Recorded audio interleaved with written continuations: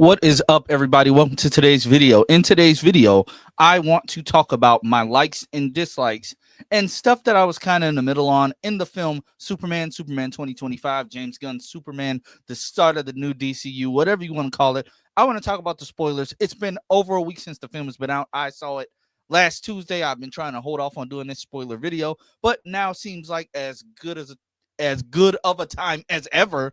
Why did I just get tongue tied on that? So let's jump right into this thing. If you are new here, please like, share, and subscribe. If you're returning, like, share, and subscribe. Do all that good stuff. Become a channel member today. All of that good stuff. All of that good stuff. And well, yeah, let's jump right into this thing. I'll start with my likes. I like the casting for everybody. I think David is an amazing Superman, is an amazing Clark Kent. Rachel Brosnahan, she killed it as Lois. Nicholas Hoult as Lex Luthor. Nathan Fillion, Eddie Gathegi, Isabella Merced. I thought they were all good. Anthony Kerrigan, I thought they were all amazing in their roles. They embodied those characters to the best of their abilities. And I think we're headed in the right direction when it comes to casting for the DCU. Like, that will never be one of my complaints as far as this film goes. Casting was amazing. Their chemistry all around was amazing. Skylar Grisando as Jimmy. Yeah, I loved it. Now, what I will say that the film kind of lacked on for me, and this is one of my dislikes. I'm gonna be all over the place. I'm gonna be all over the place. And yes, this is spoiler filled. So if you still have not seen the movie, one, what's wrong with you? Two, well, yeah, you've been warned again. One of my major dislikes for the film, and yes, this film is far from perfect. This film is far from perfect, but I thoroughly enjoyed it. One of my major dislikes has to be the pacing, and I feel as if the runtime, I feel as if the movie was too short. I think that is a detriment to this film because it feels like you're jumping, especially at the beginning of the film. I know they did not want to do the origin story thing. I get that, but I did not like the rolling text. I did not care for that. My kids are with me, and they can barely read the books. They can barely read the books that they have. So yeah, that kind of irritated me. I get that was like David's idea and they want to do like the Star Wars scrolling text, whatever. That's all fine and dandy. But for me, that it was kind of dumb because I feel as if we don't see Superman intervening in the war that we're told about. That's not a part of an origin story. That's just setting up this universe. We should have seen that war that he interfered in. Uh we should have seen at least in flashbacks, or I would have taken small little snippets of what happened with him and the president of Boravia. What am I talking about? We should have seen snippets of him talking to the president of Boravia. We should have seen all of that stuff. We should have seen his first interaction with the Hammer of Boravia. Yeah, I would have loved to see him, liberate the people of Jahanpur. I would have loved to have seen that, but we only get to read about it. We only get to see newspaper articles about it. I feel as if we should have seen that. That could have added more context to the film and connected more people to the film because that's a lot of people's biggest complaint. And honestly, that's one of mine. I did not like that creative choice, but I mean, what's done is done. Another thing that I did not like about this film is the lack of Clark Kent. The lack of Daily Planet. Why cast the Daily Planet if we're not going to see Clark there in his element more than once? We saw him one time towards the beginning of the film. We saw the bumbling Clark Kent. I mean, he has everything, and he has the all-star Superman-esque like posture and the oversized suit, the messy hair. I loved that. I just need more of that. Another thing that I would have liked to have seen more of is Ma and Pa Kent. Yes, we get them for at least like one or two scenes towards the beginning when Ma is calling Clark, and towards the end when Lois takes him home so he can heal up. I can appreciate the scenes that we got. I just feel as if it's more. I feel as if there is a lot of stuff on the cutting room floor, and I hope that when they do release the Blu-ray, release it on digital, we get to see what those deleted scenes were. I know it's a lot of story beats that that James Gunn wanted to take with this film, but like I said, the film feels really short. It does not feel like a 2 hour and something minute film. It could have benefited for a couple of extra minutes on that runtime. It could have. Another dislike. I know this is seeming like a lot of dislikes. But I can honestly tell you I have more likes than dislikes. Another dislike, I'm just trying to get them out the way. Another dislike, uh, you you didn't need to put Hawk Girl in this film if you were barely gonna use her.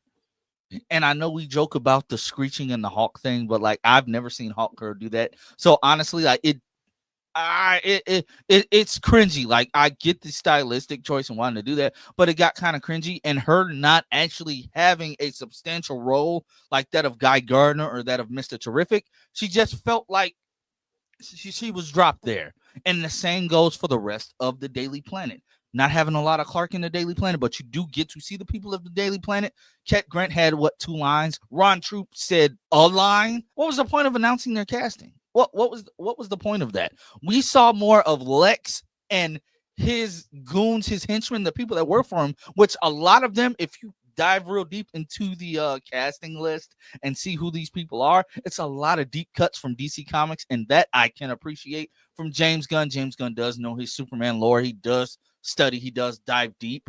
And I know they're trying to say that the movie was bloated. I don't feel like the movie was bloated because we have seen James Gunn handle a lot with a lot of different characters. I mean, Guardians of the Galaxy, Suicide Squad. He knows how to handle those stories, but I just it's a better way to handle the Daily Planet. It's a better way to handle it, and I think he was committed to telling a Superman story, but at the same time, that's a huge part of Superman and Clark Kent's story, getting that work-life balance. I would have loved to have seen more from the Daily Planet, but we wanted to jump right into the action. So Clark was barely at work. He was not even barely. We saw him at work one time. I did not like the another thing, the shirt rip. We never got the classic shirt rip. And then to find out that James Gunn says that he doesn't even like that this Superman doesn't wear his suit under his clothes. Are we just never going to get the classic shirt rip? Like, James Gunn, I'm gonna have to knock some points off on you for that. Like, I don't like that. I don't like that choice at all. I don't like that choice at all. Honestly, I honestly don't. So for my likes, for my likes, I like the fact that this is a Superman, and this may sound dumb to some, but to me it makes sense. This is a Superman that, for basically majority of this film, he's not at full power. When he leaves the fortress at the beginning of the film after being healed up, he's at 83%. He then goes to fight the Hammer of Arabia, still kind of loses. He goes through the rest. He's still not back at full power. Even after he gets he voluntarily gives himself up. He goes into the pocket dimension with Lex or whatever, and he is immediately depowered with kryptonite. He then has kryptonite poisoning. I don't think this man is ever at 100% in this film at all. And he holds back a lot. But when he's not holding back, you can tell. When he's flying it into the upper atmosphere with the engineer basically trying to strangle him, choke him, whatever you want to call it, putting all those nanites down into his chest and filling up his lungs and, covering his face. He's flying up into the upper atmosphere.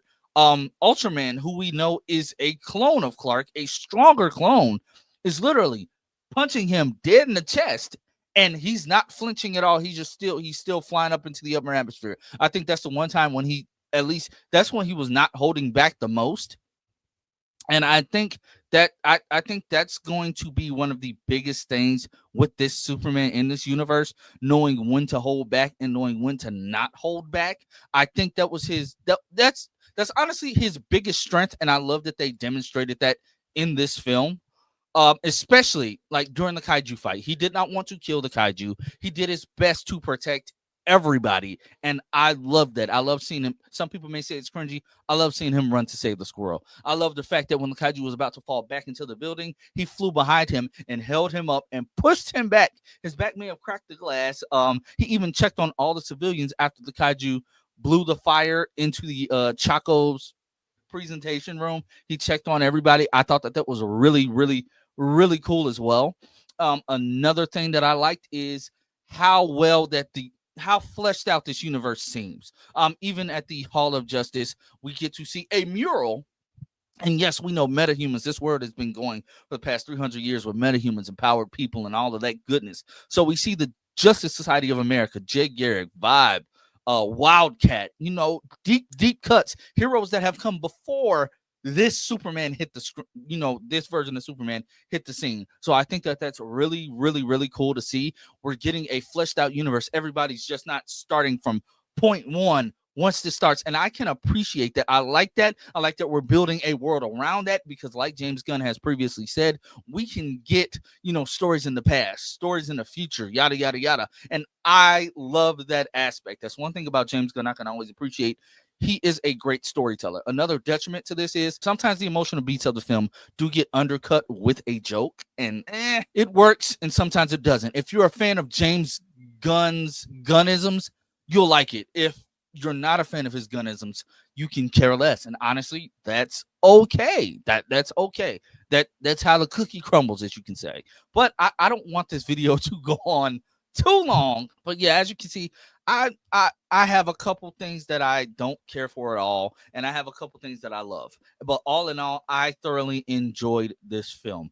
As I always say, as my good friend Chainsaw told me before, you know, art is subjective. It's not for everybody. You're gonna have things that you like and things that you dislike, and that's okay at the end of the day. As long as you have a valid reason for not liking something, you're okay in my book. If you're just hating it to hate it, seek help, I guess. I don't know what to tell you.